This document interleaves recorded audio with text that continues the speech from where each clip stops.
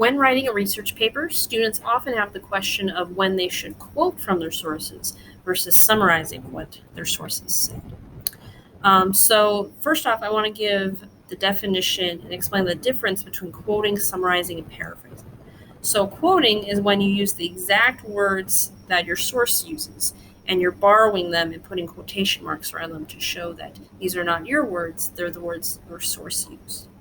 A summary is when you take a long piece of text, like a whole page or an article or a book, and you condense it down and focus on the main idea and state that main idea in your own words. So a summary is really about just covering the very basics or main idea of a source. A paraphrase is where you're going to kind of relate point by point what your source said, but in your own words. So oftentimes we would paraphrase a paragraph or maybe a couple sentences that a source said. And that's really the difference between a paraphrase and a summary.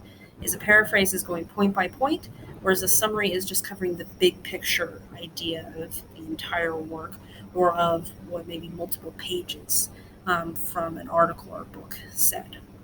So when you should quote. Quote when the exact wording the source uses is important. Maybe they give a definition of a term.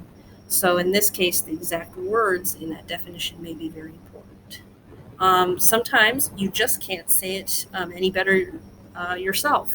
So in that case, you can quote how your source related the idea.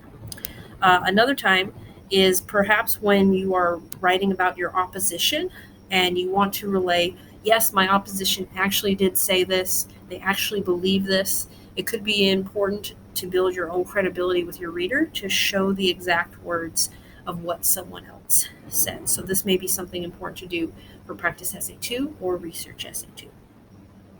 When to paraphrase or summarize.